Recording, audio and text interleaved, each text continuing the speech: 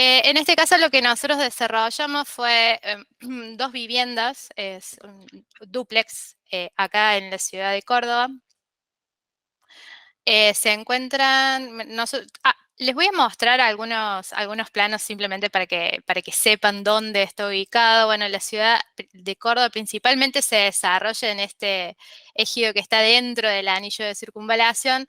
Acá abajo, no sé si logran ver, este Greenville 2 es un barrio del tipo cerrado, donde, bueno, se está consolidando con, bueno, este tipo de viviendas que son los dúplex. En este caso, los dúplex, el dueño, nuestro cliente principal era uno de los socios de Blend, así que bueno, eso facilitó un poco, digamos, llevar adelante esto de la documentación de estos dúplex. Em, la complejidad que tuvo esto, desde complejidad entre comillas, fue que nosotros no realizamos el diseño, simplemente llevamos adelante la estrategia BIM y el desarrollo del legajo constructivo de esto, y algo participamos en el gerenciamiento de la obra. El diseño estuvo a cargo de un estudio que se llama Choza, de acá de Córdoba, que bueno, obviamente ellas desarrollaron el diseño, y nosotros, a partir de ese diseño que nos enviaron, empezamos con el desarrollo de... Esta es otra imagen para donde lo arre. Nosotros empezamos con el desarrollo del legajo, que en un principio iba a ser ejecutivo y terminó siendo constructivo. En esta slide, lo que nosotros queremos mostrarles a nosotros es un poco el proceso que realizamos antes de empezar un proyecto. Como les decía, el estudio a cargo del diseño nos entregó un anteproyecto. Ese anteproyecto a nosotros nos llegó y normalmente puede suceder que nos llegue en un formato distinto a Revit o BIM. En este caso, nosotros recibimos el anteproyecto, estaba en CAD, y obviamente no tenía un desarrollo demasiado grande del proyecto. Obviamente tenía lo básico: plantas, cortes y vistas. Entonces nosotros recibimos esa información, y luego nosotros seteamos una reunión inicial en general con nuestros clientes, y en este caso fue necesario para poder alinear ciertas expectativas en cuanto a cómo nosotros íbamos a llevar ese anteproyecto al modelo, al modelo digital, que en este caso es Revit. Una vez que nosotros seteamos expectativas con las diseñadoras y el cliente, que también estuvo muy involucrado en esta reunión y obviamente a lo largo del proceso, a partir de eso empezamos a desarrollar la estrategia BIM con el plan de ejecución BIM, en donde nosotros explicamos, bueno, específicamente cómo vamos a realizar ese modelo, y Rodri en un ratito les va a explicar bien de qué se trata.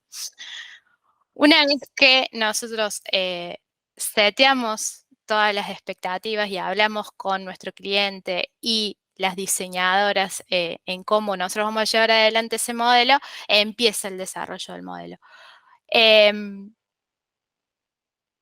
Este modelo, en este caso, nos sirvió para principalmente extraer la documentación ejecutiva y constructiva, y además algunas cuestiones como el cómputo de los materiales de estos dos dúplex. Obviamente, como ustedes ya vieron, estos modelos, bueno, necesitan una coordinación porque, bueno, ya les vamos a explicar bien, pero en este caso nosotros utilizamos 3 modelos que se coordinaban en uno. Desarrollamos el modelo de estructura, el de arquitectura y el de instalaciones. Se coordinan en uno solo, desde donde sacamos la documentación ejecutiva y constructiva, y bueno, acá, bueno, hubo todo el desarrollo de las interferencias y las resoluciones de los conflictos que se fueron encontrando cuando hicimos sí, cuando juntamos esos tres modelos, y una vez que, bueno, teníamos resuelta la parte constructiva, ya la empezamos a plasmar en el legajo técnico. Una vez que este legajo técnico estuvo listo, ya, bueno, obviamente lo mandamos para la obra. Y ahí es la pequeña partecita donde nosotros participamos en el gerenciamiento de obra, porque una vez que el cliente no, cuando en la obra reciben nuestros planos, empiezan, digamos, las consultas acerca de qué dicen esos planos y que no, bueno, los que ya son arquitectos y tienen cierta experiencia saben que, bueno, vienen estos ides y vueltas entre obra y, digamos, la oficina técnica con las consultas de cómo se realizan las cosas justamente en la obra. Te interrumpo un segundo, no Sí, solo eso, sino que también cambios propuestos por el cliente una vez que el legajo fue entregado en obra, muchas veces se hacen revisiones de acuerdo a cambios de último momento, bueno, que el cliente quiere, ¿no? Y eso también es parte de lo que es gerenciamiento, en este caso del modelo digital y del legajo técnico y la obra. exactamente. Así que bueno, en este punto la comunicación con la obra empieza a tomar mucha relevancia porque bueno, hay que estar en constante comunicación y tratando de hacer un seguimiento de cómo se está, digamos, bueno, desarrollando la obra, si se está siguiendo el plano, si no está siguiendo, si no se está siguiendo, si se entiende, si la información que se puso eh, les está sirviendo a los constructores y bueno. Y también depende obviamente, de cada actor que interviene en la obra. La información que necesiten va a ser más importante o menos importante. ¿Sí? Así que ahora le doy paso a Rodri. Bueno, buenas noches a todos. Rick, te voy a pedir que vayas a la diapo anterior, Sí, porque este esquema a mí me sirve para explicar algunas cuestiones que tienen que ver con la metodología también. A ver, este gráfico o este proceso, este flujo de trabajo que vemos acá, está hecho en base a lo que hacemos nosotros como estudio, que somos un estudio que ofrece servicios de arquitectura, de ingeniería y construcción, con la metodología BIM. Por ende, nosotros no estamos a cargo del diseño. Pero un estudio de arquitectura tradicional puede usar tranquilamente esta metodología partiendo ya del desarrollo de los modelos directamente desde la etapa inicial, desde la etapa conceptual, desde la etapa programática. Entonces, por ahí la parte de anteproyecto en este gráfico la podríamos anular y arrancar sí de una estrategia BIM, obviamente ligada al tipo de proyecto y a las demandas que tenga, a la información que queramos extraer.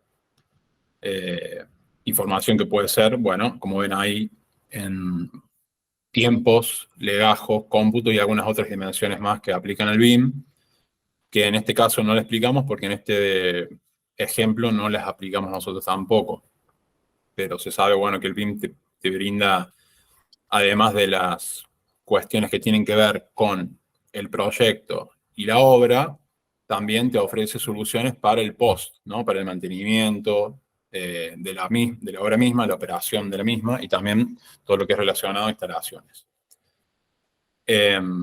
Entonces, bueno, un estudio tradicional de arquitectura puede partir del desarrollo de los modelos, como les dije, ya desde Revit, en este caso. Hay otros softwares BIM, nosotros los que usamos son mayormente productos de Autodesk, entonces usamos AutoCAD, Revit, Navisworks y otros. Pero bueno, esto ya, como no sé si habrán visto o no, pero obviamente que la metodología no es solo el uso de Revit, sino que lleva además otras cuestiones que tienen que ver con estándares, tanto para el desarrollo de los modelos, para la generación de contenido, para la colaboración con otras disciplinas o consultores o especialistas. Ahora sí, vamos a la que sigue.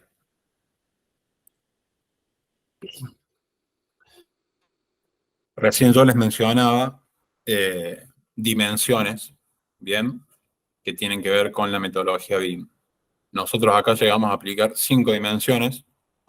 La primera de ellas, en este caso, nosotros no la aplicamos, sino que la aplicó el estudio Choza, que era el diseñador, que es la 1D, digamos, que es donde todo va referido a el concepto, a el programa que requiere la obra, a lo que es terreno y particulares físicas y legales, como pueden ser códigos de edificación y demás. Entonces, en esta dimensión se empiezan a establecer, en este caso en Revit, algunos estudios y alguna extracción o cargado de información en un modelo inicial.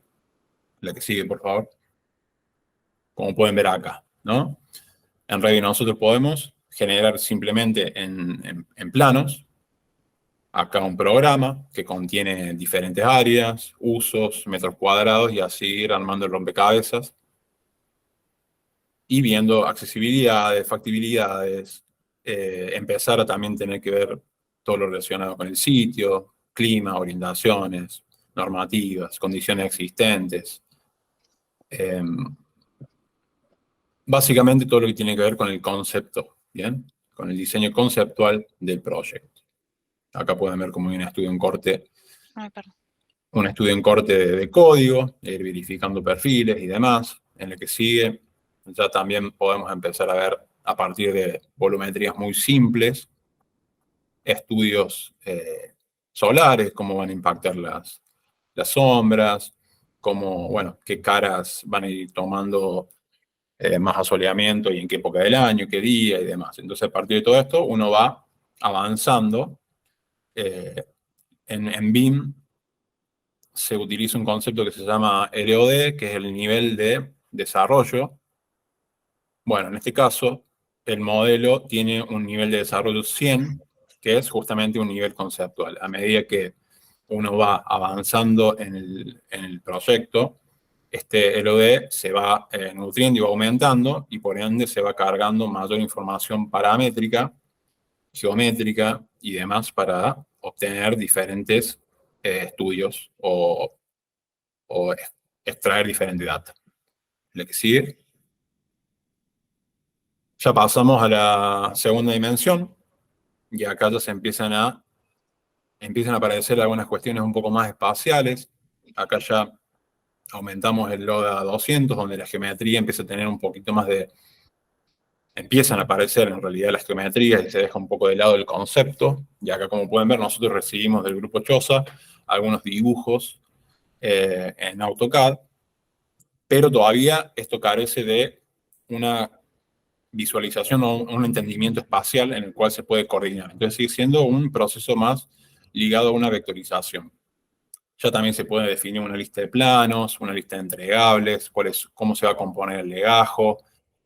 Pueden empezar a aparecer algunos esquemas de instalaciones, estructurales, bueno, plantas, cortes, fachas, lo que normalmente vemos en un legajo que hacemos a mano o con softwares como AutoCAD. La que sigue, porfa. Acá son los diferentes planos. Sí, son varios los diferentes planos que se fueron desarrollando de este proyecto que contaba con dos plantas. La que sigue. La que sigue.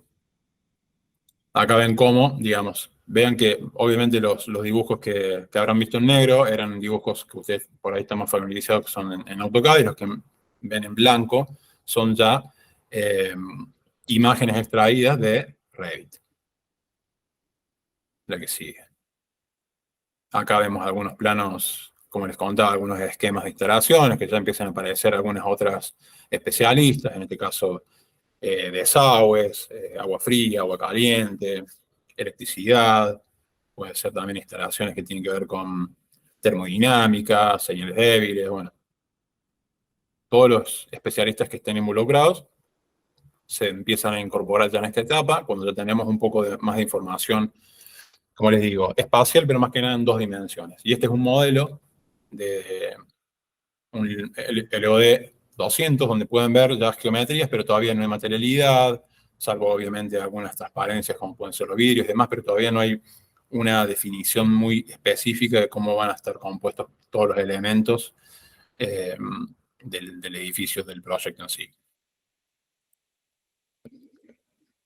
Ya a partir de la tercera dimensión es cuando el software empieza a tener un poquito más de razón de ser, por así decirlo. Ya empezamos a utilizarlo realmente en 3 dimensiones. El LOD pasa a ser 350 y ya esto tiene información, como les decía antes, geométrica, y empieza a aparecer información paramétrica que nos ayuda a, por ejemplo, establecer cantidades, costos, materialidades, y bueno, dentro de las materialidades, cada material con su particularidad, ¿no?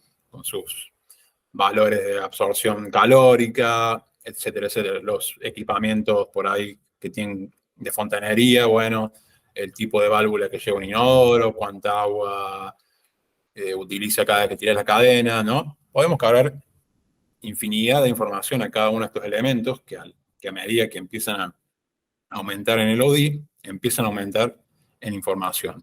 Una puerta, por ejemplo, no sé, en el ODI 100 será un rectángulo, en 200 será ya un rectángulo con un marco, en 350 se tendrá un picaporte, y también el picaporte tendrá una marca y un material, y bueno, y así vamos como haciendo evolucionar el elemento hasta que llega a una etapa de fabricación, entonces, en donde ya el componente debería tener toda la información necesaria para extraer data, como les decía, de obra y también operativa y de mantenimiento una vez que este edificio ya está construido y en funcionamiento. Entonces, bueno, como les digo, acá ya también verán bien que en la tercera dimensión la forma, el espacio, ya nos permite tener una coordinación un poco más fina, ¿no? Ya empezamos a ver qué pasa con todos estos esquemas que estaban en plano. Bueno, ya los vemos en altura, en profundidad, en largo, en ancho, y empezamos a entender cómo van a funcionar en la obra o en su construcción. Qué montantes se van a chocar con qué elementos estructurales, qué ventana, qué puerta se puede llegar a chocar con un cielo raso. Bueno, un montón de cuestiones que nosotros por ahí en un plano a veces no se nos escapan de las manos, ¿no? Y en edificios que son muy grandes, más aún. Acá de nuevo pueden ir viendo cómo desde Revit, ya además con tremenda facilidad, podemos obtener, una vez que el modelo ya está con sus componentes puestos en donde tienen que estar, podemos obtener piezas gráficas de manera muy simple. Ya después les vamos a mostrar un poco cómo es el software en sí. Y bueno, esto obviamente que te hace ganar muchísimo tiempo. Son implementaciones o son metodologías que en un principio, en los primeros proyectos, demandan tiempo porque hay mucho contenido que generar. La metodología hay que ir puliéndola, ¿no? Quizás yo siempre digo que para mí el primer proyecto con la metodología, no digo que va a dar a pérdida en cuanto al desarrollo del legajo y eso, pero vas a salir bastante hecho, ¿no? En tiempo, y no vas a ganar, no te va a resultar mucho más práctico que como venías trabajando en AutoCAD posiblemente. Pero bueno, ya una vez que tenés una buena plantilla para generar tus modelos, ya tenés familias que son como los bloques de AutoCAD, el contenido para, no sé, tenés todas las puertas generadas, tenés ventanas generadas, tenés diferentes tipos de piso, de techo, tenés los rótulos, tenés las tablas, bueno, muchas cosas que generas en el primer o segundo proyecto, ya después ahí sí ves la real diferencia y la agilidad que la herramienta y la metodología te permite. Ya a partir de esta tercera dimensión, vean cómo también podemos ir a detalles, tener especificaciones, los ensamblajes, ya se ven con su diseño, con su composición estructural, con la materialidad. Ya esto nos permite también realizar detección de interferencias, como les decía, entre diferentes disciplinas, ya sea utilizando Revit o utilizando Navisworks, como pueden ver acá. Este es un software que es de Autodesk, en donde nosotros cargamos cada uno de los modelos de las diferentes disciplinas y corremos diferentes procesos. Uno de ellos, en este caso, es el de detección de interferencias, en donde el software te va armando, te va encontrando estas interferencias según diferentes configuraciones que uno hace y te va también generando reportes que son muy prácticos para después verlos con el cliente, verlos con las disciplinas, arreglarlos después en el modelo y obtener un legajo, ¿no? Con una definición, con un nivel de detalle, con una resolución de problemas mucho más fina. El que sigue, por favor. Bueno, acá aparece una nueva dimensión que ya es la que también empieza a ser el diferencial de la metodología. Hasta el momento uno habla de 3 dimensiones y es lo normal, digamos, no más allá de que trabaje en CAD o en Revit. Si trabajas en CAD, seguramente puedes hacer modelos de SketchUp, de 3D Max, Rhino, lo que fuere, y ahí vas a entender y vas a trabajar con 3 dimensiones. La cuarta dimensión, que ya empieza a hacer, como de nuevo, el diferencial en la metodología, está ligada a la estimación de tiempos, ¿no? Nosotros, en base a un plan de obra, podemos ir, de nuevo, con diferentes softwares. La que sigue, por favor, por ejemplo, nosotros usamos acá Niceworks. En Niceworks, nosotros lo que hacemos es, en base al plan de obra, generar o cargarlo acá, ir linkeándolo a elementos que están creados en el proyecto, en este caso en el modelo de Revit, y vamos generando una especie de simulación de obra. Entonces después esto nos ayuda primero a planificar, nos ayuda también a hacer simulaciones energéticas, nos ayuda a después ir haciendo una comparativa en obra, ir sabiendo en qué estamos bien, en qué estamos mal, si estamos atrasados en algo, si no. Nos ayuda también para cuando tenemos, por ejemplo, elementos prefabricados, ir calculando eso. Bueno, son simulaciones como una de las tantas que la metodología ofrece y que enriquecen mucho este proceso. De nuevo, en la previa, en el anteproyecto, en el proyecto y después ya en obra, ¿no? Nosotros en obra podemos ir también verificando con esta herramienta algunas cuestiones. Te interrumpo un segundo, Rodri, y agrego una cosita más, nomás acá en esto de la planificación y la simulación de etapas.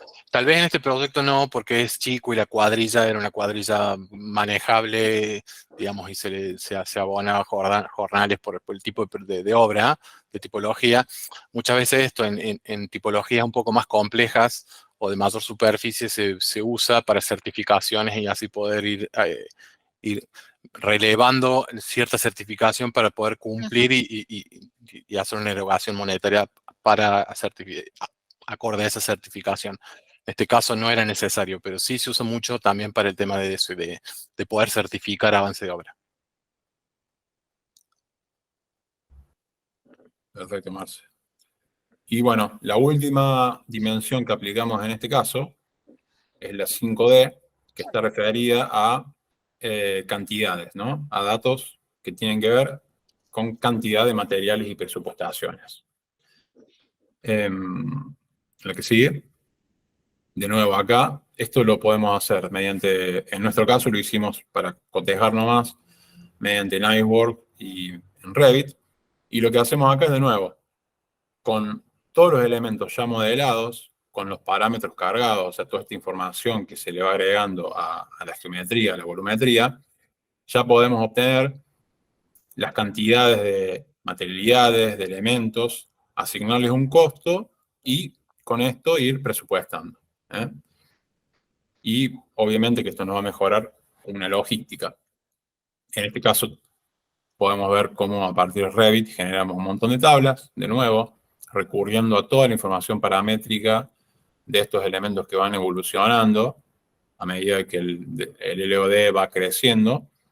Esto nos permite, bueno, ir obteniendo este tipo de métricas también, que son obviamente muy eficientes y muy útiles en obra. Lógico, ¿no? Como toda metodología, hay que, la planificación inicial, la estrategia BIM es muy importante porque hay que saber hasta dónde pedirle un modelo, hasta dónde la herramienta te da, porque, bueno, a veces es todo muy lindo escuchar que la metodología BIM te permite esto o aquello, pero después uno cuando está en la cancha, digamos, se encuentra con algunas problemáticas. Entonces, bueno, obviamente eso también tiene que ver con la experiencia, con lo que les decía antes, ¿no? El primer proyecto modelaste de una manera y te das cuenta que el modelado que hiciste no te terminó sirviendo para la simulación de obra, porque los elementos no estaban en la categoría correcta, porque los elementos no estaban bien etapabilizados, pero capaz que sí te servía para el cómputo, o al revés, hacías un modelo que documentabas bárbaro, computabas bárbaro, simulabas bárbaro y el cómputo no te servía. Siempre es muy importante al inicio de cada proyecto con esta metodología saber qué le quiero pedir o cuál es el objetivo del modelo, para qué lo voy a usar. Si lo voy a usar simplemente para una mera coordinación de disciplinas y una detección de interferencias y un legajo técnico, me enfoco en eso y no pierdo tiempo, no sobremodelo, no cargo de información un modelo para después no utilizar nada de eso. Si voy a computar y quizás no voy a hacer detección de interferencias, bueno, veo de qué manera modelo y de qué manera ese modelado me permite computar y no obtener piezas gráficas que sean muy sucias, que sean engorrosas, que no estén prolijas. Fundamental, siempre con esta metodología, saber qué le vamos a pedir al modelo. En base a eso, planificamos y vemos cuál es la mejor manera de llegar a ese objetivo. La que sigue, no sé si queda otra. No, es la última ya. No sé, Marce, si vos vas, queríamos mostrarle un poco el modelo. Perfecto, ahí comparto. Avísenme cuando lo vean.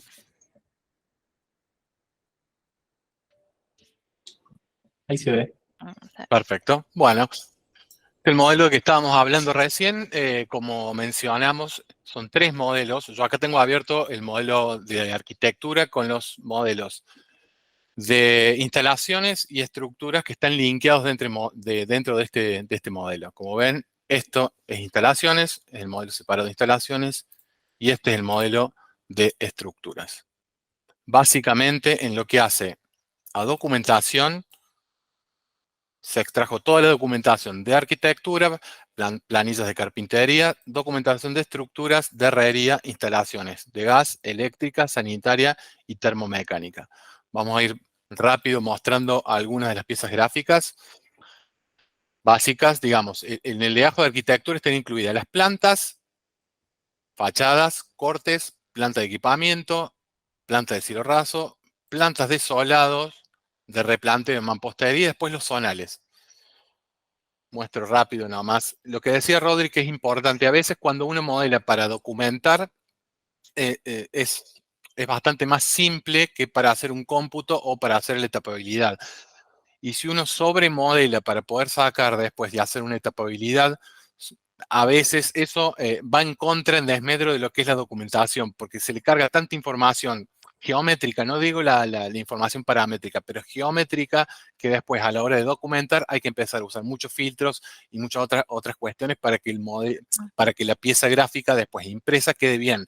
Acá se ve bien porque estoy haciendo un zoom, pero después si yo le doy los espesores de punta y acá si yo esto lo hubiese sobremodelado con mucha más información a la hora de imprimir, piensen que esto se imprime en una hoja, no sale en esta escala, claro, A1, esto después queda un manchón negro inentendible. Entonces, por eso es lo importante también de calibrar los usos que le vamos a dar al modelo y siempre eso, calibrar también expectativas hasta dónde modelar, qué pedirle, lo mismo que decía Rodri, qué información pedirle y que por ahí conviene hacerlo de manera inteligente y no tanto en modelado. Usar todo lo que sea parámetros a cargarle a cada uno de los componentes y los elementos y por ahí no sobremodelar. A veces en una puerta no es necesario modelar todo.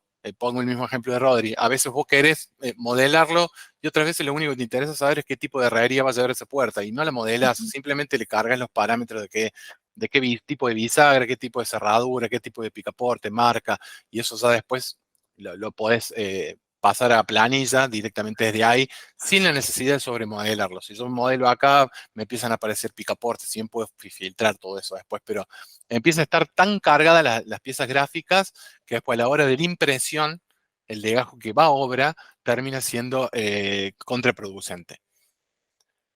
Esto, bueno, plantas, como decíamos, fachadas. No voy a ir hoja por hoja porque si no vamos a estar hasta más de la hora.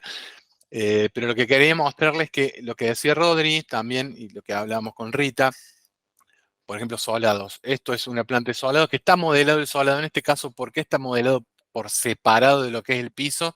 Porque necesitamos sacar un cómputo y a lo mejor este solado no lo quería ver en otros lugares, no lo quería ver en un corte, porque en el corte tal vez necesito el nivel de piso terminado sin la necesidad de tener esto modelado. Entonces es mucho más fácil por ahí filtrarlo y a la vez que al cargarle el material real que tengo, yo después puedo generar el cómputo de acuerdo al material que le fui generando dentro de la estructura del elemento. Y así, este es un ejemplo, pero así con todos los otros elementos, eh, con los cielos rasos, con las paredes, las terminaciones de las paredes, los zócalos, bueno, todo siguiendo la misma lógica. Replanteos de mampostería también con un código de color para que sea fácil de interpretar en obra, con unas referencias, sabiendo que cada color responde a un tipo de ladrillo. Y bueno, las cotas siempre tratar de resaltarlas con algún otro color que no confunda lo que son las progresivas de las cotas comunes que usamos normalmente. Zonales, se hicieron zonales para cada una de las áreas que requieren un poco más de información o un poco más de atención. Generalmente los zonales en este tipo de proyectos se enfocan a zonales de escalera o de circulación vertical, cualquier tipo que sea, zonales de núcleos húmedos, pueden ser acá por ejemplo toilet de planta baja y baños de planta alta o baño en suite, siempre lo mismo, tratando de documentar todo lo que sea, digamos, todo lo que sea información requerida para que después la persona que tenga que poner desde el cerámico o ubicar las cajas de los tomas corrientes o iluminación en pared o accesorios sanitarios, tenga toda esa información en una misma hoja por ahí que sea mucho más fácil a la hora de construir. Siempre pensar el legajo técnico para la persona que lo va a construir, no tanto como a veces lo diseñamos de acuerdo a cómo nos gusta a nosotros, pero siempre hay que buscar eso, la practicidad en obra. ¿Cómo es la mejor manera de mostrar un legajo para que la persona que tenga que hacer, en este caso, poner los revestimientos o empezar a hacer las instalaciones de las cajas de luz, no tenga que llevarse varias hojas, sino que en una a lo mejor puede reunir toda esa misma hoja. Zonales de pileta, después hay algunos detalles de muros. Marcel, Sí, si podés mostrarle cómo es la interacción ahí en alguna vista, cómo impacta cualquier cambio que hagan en una vista en otra, para que entiendan que todo está relacionado, no es que se parte de cero en cada uno de estos dibujos.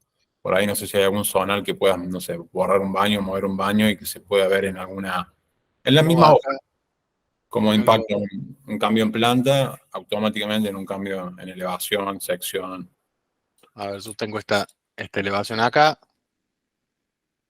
agarro esta ventana y la muevo, automáticamente se me mueve acá, vieron lo que pasó, pero también hay que verificar después en planta o en donde sea que eso, yo creo que esto ya lo deben conocer, pero seguramente es una de las cosas eh, más comunes, pero bueno, después cuando hago ese cambio, seguramente acá tengo que empezar a Ay, revisar, claro, acá ya empiezo a tener interferencias, bueno, esas son las cuestiones que lo bueno que tiene esto y lo otro, una de las mejores cosas a la hora de documentar es la posibilidad de desde una misma pieza gráfica ir a otras.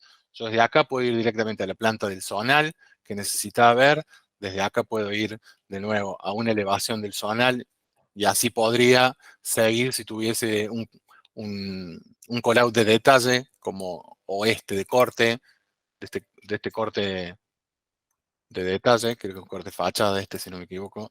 Sí, y de acá, bueno, ir yendo de lo general a particular, como se suelen leer los legajos, los legajos gráficos, ¿no? Lo bueno es esto, tenerlo todo a la hora de estar documentando en una sola, no tener la necesidad de ir recorriendo hojas, sino que puedo ir yendo las vistas que yo necesito dentro de esa misma documentación que estoy presentando. y Marce, déjame agregar una cosa, además de, bueno, de la practicidad del cambio dentro de este archivo de Revit, además cuando Rodri mostraba el tema de las interferencias, por ejemplo, entre estructuras y las instalaciones, en este caso particular, nos ayuda a tomar ciertas decisiones, porque Teníamos, en el caso de las instalaciones y los desagües pluviales y cloacales, teníamos que recorrer una distancia bastante larga desde donde iniciaban hasta la calle. Entonces vimos que, por ejemplo, los caños cruzaban muchas vigas de fundación. Entonces eso, bueno, nos ayudó a primero detectarlo y segundo a charlar con el cliente y los diseñadores a ver cuál era la mejor estrategia para llevarlo adelante. Y bueno, la solución fue que se iban a dejar los pases de esos caños en las estructuras, entonces nosotros en el replanteo de estructuras nosotros ya le marcamos en el plano, o sea, si lo puedes mostrar, mostramos en el plano ¿Cuál quieres dónde ver, está perdón? el replanteo de estructuras, dónde cruzan esas vigas para que el constructor lo tenga en cuenta. Replanteo de fundaciones, me parece que está bien. Ok.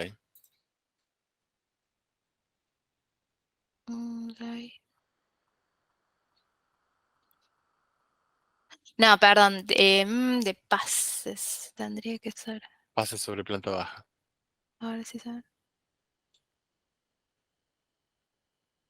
Nosotros ahí bueno, sí, le replanteamos los pases a la obra para que sepan dónde exactamente van a pasar esos caños y, por ejemplo, evitamos el tener que picar después que esté construida esa losa, esa viga, esa columna o el elemento estructural que sea.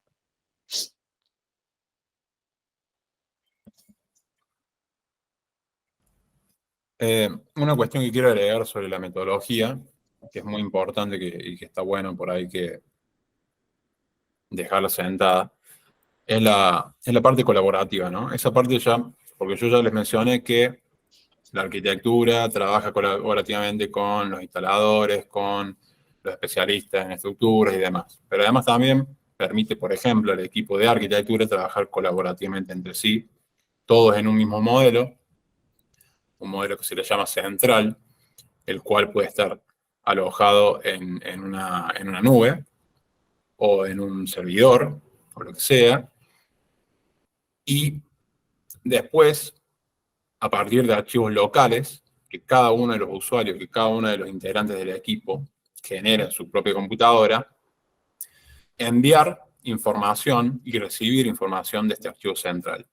Entonces, en un mismo proyecto podemos tener a alguien trabajando en, no sé, modelando muros o documentando ciertas series y otra persona trabajando con los pisos y documentando otras series, todo de manera simultánea y colaborativa. Mediante sincronizados, lo que uno hace es, de nuevo, desde su local, enviar todos sus avances, toda su info hacia un archivo central para que también después los otros colaboradores, cuando sincronizan, envíen su información local y reciban la información de otros colaboradores. Mismo lo pueden hacer los instaladores en sus modelos, los estructuralistas en sus modelos, ¿no?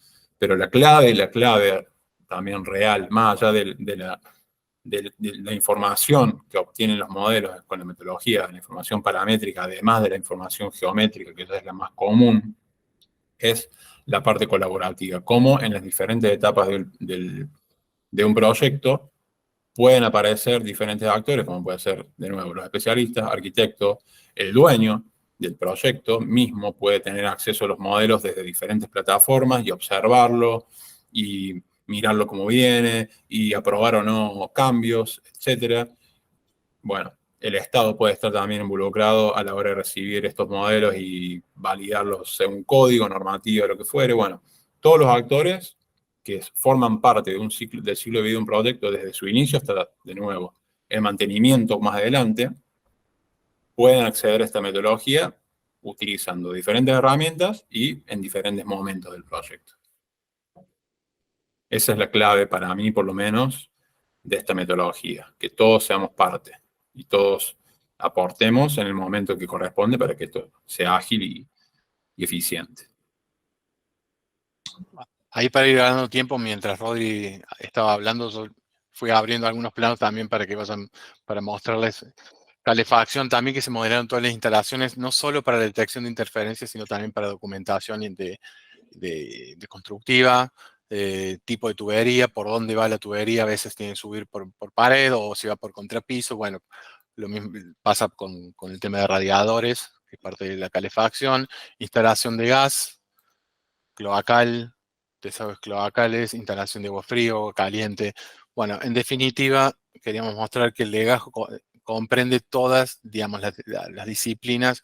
Es un legajo constructivo, no solo de arquitectura, sino que está, al estar coordinado, la idea de esto de coordinar y hacer detección de interferencias para que este legajo, cuando llega a obra, ya no tengas problemas de coordinación, sino que justamente, digamos, la ventaja que te da de generar la obra digital antes de hacer la obra real es esto, evitar después tener en obra ese tipo de sorpresas. Entonces la idea es que una vez que, si tenemos todo coordinado en nuestro modelo, vale la pena también que salga todo documentado del mismo modelo. Muchas veces se hace únicamente la coordinación de las disciplinas, pero después el legajo lo hace algún otro especialista, y en realidad si lo tenés modelado conviene, porque te aseguras de que en tu modelo está coordinado, muchas veces conviene sacar toda la documentación del mismo modelo ya hecho, ese filtro previo de la coordinación, para que cuando llegue a obra ya seguramente van a haber problemas, pero la mayoría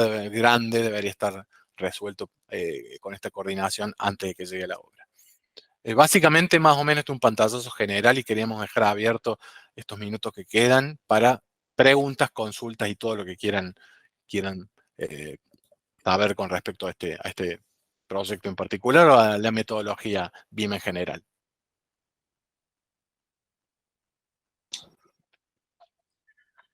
Bueno, tenemos un grupo de alumnos un poco vergonzosos, a ver si algunos se anima. Puede que sea la hora también, gracias a ustedes por la hora, por sumarse de esta manera. ¿Qué quieren preguntar, chicos? Yo tengo dos, pero los dejo ustedes primero. Yo quería agradecer por la presentación y por toda la información. La verdad que estuvo muy completo. Muchas gracias por brindarnos esta información. Muy bien. ¿Alguien más? Bueno, yo tengo dos consultas de los mismos alumnos que las hicieron antes de que vengan ustedes, que hicimos un poco un cierre, pero bueno, no sé, nos anima, no se les ocurre. Vamos por acá. O sea, lo que vimos nosotros fue un curso muy sencillo, y ustedes les tiran esto así en la cara, como obscenamente.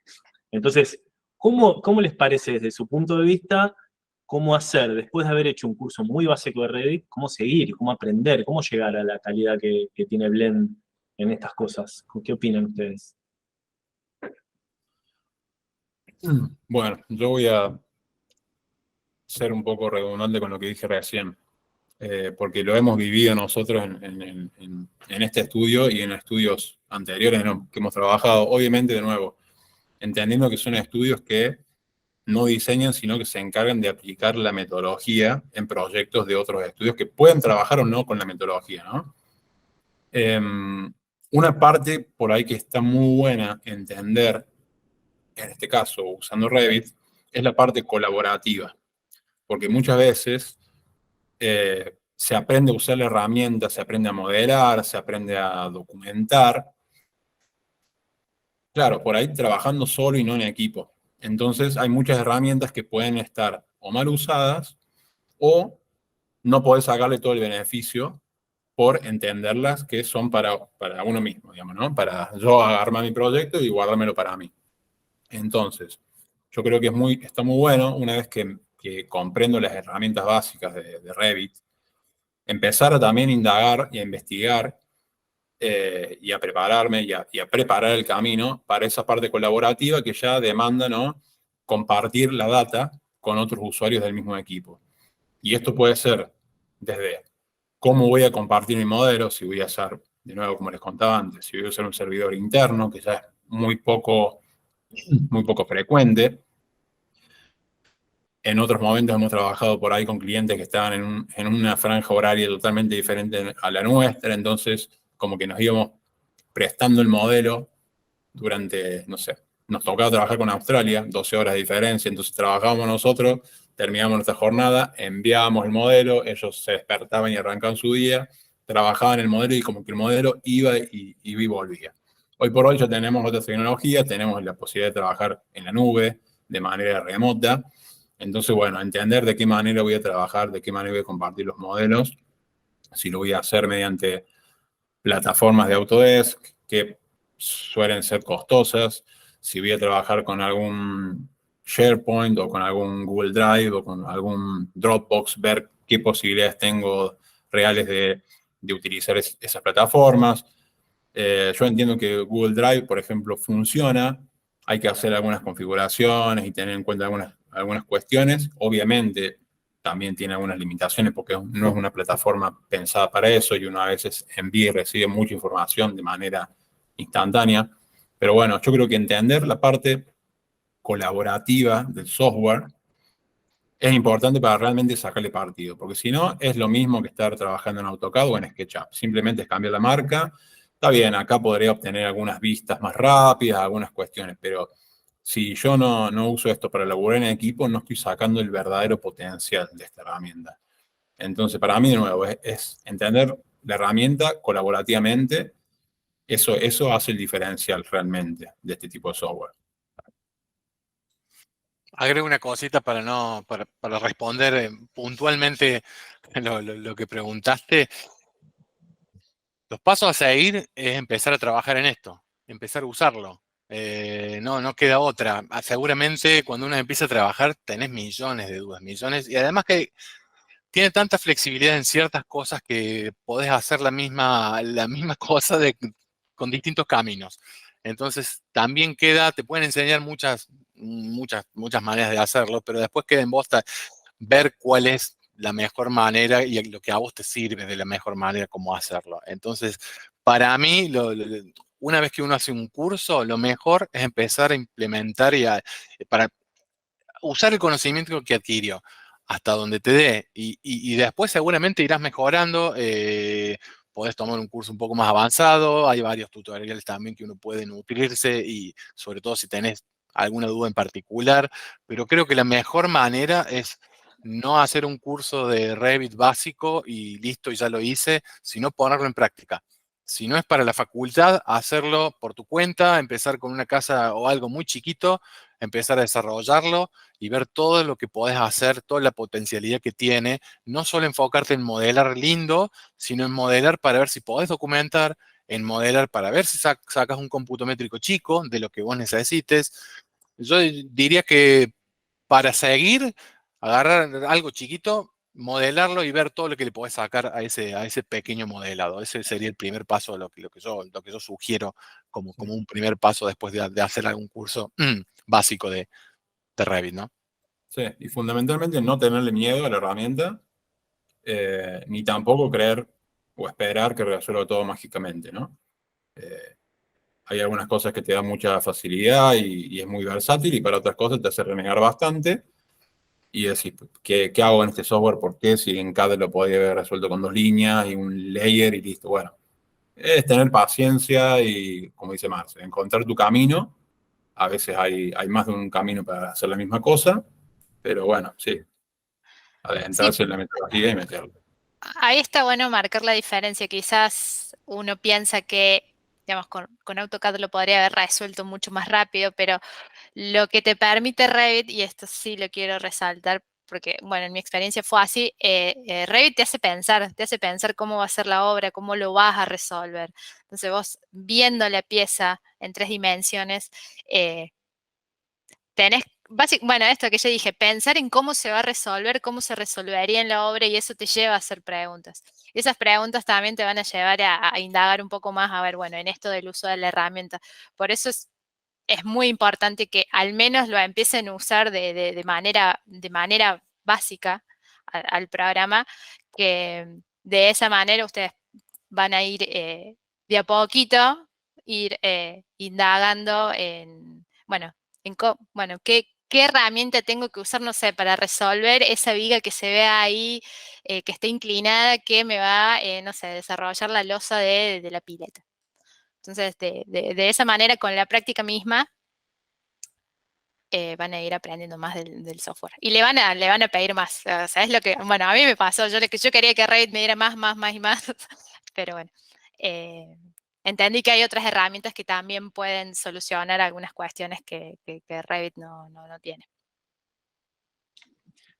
Bien, muy bien. Creo que queda claro. Yo también les fui diciendo algo parecido, no tan claro como ustedes, pero espero que les haya quedado claro. Practiquen. Bueno, y una más muy cortita para no hacerles perder más tiempo. Eh, ¿Qué opinan? Hubo una pregunta de un alumno que se le cortó la luz, nos está avisando por WhatsApp, pero igual surge la consulta, que es de alguna manera un miedo acerca del modelado en Revit para etapas previas, ¿no? Un poco lo que mostró Rodrigo en modelado con masas, ahí de asoleamiento, hizo un ejemplo con eso, pero tenían un poco de miedo los chicos con la etapa de diseño. ¿Qué opinan al respecto de eso y Revit, de etapa de diseño y Revit? Desde mi punto de vista, por lo menos, es muy personal, ¿no? Yo creo que Revit te da la chance de adentrarte desde un inicio, pero, o sea, la posibilidad está. En la metodología la posibilidad está. De nuevo, la podés hacer utilizando Revit, utilizando CAD, utilizando SketchUp, utilizando modelos más amigables para generar formas y más rápidos. Nosotros tres, acá hemos arrancado la facu dibujando, así que también para mí es válido si uno se siente más cómodo lápiz y papel, está perfecto, pero la metodología en sí, el software, te permite. Obviamente es un poco más duro, podés trabajar con masas, que, bueno, hay que meterse, es un poquito más complicado, pero tampoco es imposible. Obviamente, si yo agarro un modelo de SketchUp en 2 segundos es mucho más intuitivo, mucho más simple, mucho más versátil. También es válido, yo puedo trabajar con SketchUp o con Formi, creo que se llama una de las herramientas que son de Autodesk, que son para esto, también para masas y para volumetrías, para concepto. Y las puedo importar, linkear y después trabajarlas acá en Revit tranquilamente y empezar a modelar a partir de esas bases. Qué sé yo creo que la metodología y el software lo permite, después cada uno puede elegir el camino, pero como poder se puede.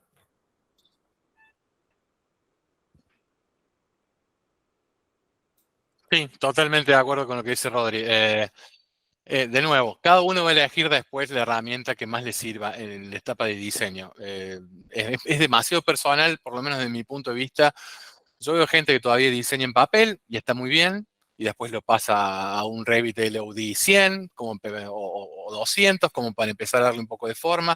Gente que le es mucho más práctico hacerlo en SketchUp para ver las volumetrías y los espacios, y después, si importa, el modelo de SketchUp, y de ahí tenés una base para empezar a hacer el modelo de Revit. O directamente empezar de Revit también es súper válido. Conozco gente que lo hace y les resulta. De nuevo, como decíamos antes, que hay varios caminos para hacer varias cosas en Revit. Bueno, el tema del diseño también es un camino que cada uno verá por dónde lo quiere seguir, ¿no? O sea, si te sirve hacerlo de... Yo no le tendría miedo, probaría, o sea, miedo no, es probar si realmente es lo que a vos en lo personal te sirve. Cada uno incluso también tiene su forma de diseñar. Las ideas, algunas las pueden plasmar mucho mejor en un croquis a mano, hay otras personas que no, que les gusta hacerlo ya con un software asistido. Y bueno, pero va a depender mucho también de la persona, cómo diseña la persona. Yo no le tendría miedo y lo probaría, porque tal vez te resulta útil empezar directamente generándolo desde la misma herramienta BIM. BIM, De, digo Revit, BIM, un montón de otras cosas son BIM, ¿no? Pero Revit como el software que estamos hablando ahora. de hecho, Marce, Rita, chicos, nosotros hace poco estuvimos acá en la Facultad de Arquitectura de Córdoba, hablando un poco de esto, y uno de los alumnos, espero que no haya nadie acá que piense acá y se enoje, pero saltó y dijo, nos decía, pero el BIM o la metodología o el software hace que todos después diseñen cajas como robots y qué sé yo. Bueno, claramente, pero eso no va a depender de la metodología ni del software, eso depende de cada uno. Si que yo en mi caso soy bastante cuadrado y soy más ingeniero que arquitecto, si diseño un Revit, diseño un CAD, diseño un papel, diseño un SketchUp, mis diseños van a ser similares, no me voy a limitar por una herramienta. Entonces no hay que tenerle eso, no hay que tener miedo a volverte cuadrado y paramétrico y seteado por usar Revit. Simplemente es una herramienta que vos lo usás de la manera que mejor te funcione y la usás a partir en la etapa que vos creas conveniente. Si vos querés hacer todo tu proceso creativo con lápiz y papel, está más que bien. Y si te funciona así, está más que bien. Vos entenderás en qué momento, cuál es el mejor momento para arrancar a utilizar tal o cual software, digamos. Pero miedo no hay que tener. Bueno, muy bien. Yo tengo un trillón de dudas con ustedes y espero cruzármelos profesionalmente en algún momento, con el BIM y fuera del BIM, alguna visita a Córdoba por allá. Bueno, no me digan así porque ya me estoy invitando con un asado. Pero bueno, más que nada desde el punto del estudio, les agradecemos su increíble aporte. Me pareció genial que veamos este criterio de todo en la metodología, súper claro y conciso. De mi parte les agradezco. Muchas gracias a ustedes por la Gracias a invitación a ustedes. participar. Muchas Dale, gracias. gracias Marcelo, gracias Rodrigo, gracias Rita. Que estén muy bien, chicos. Sigan y Nos no le tengan vemos. miedo a la herramienta. Sí, sigan. Usen bien. Usemos. Muy bien.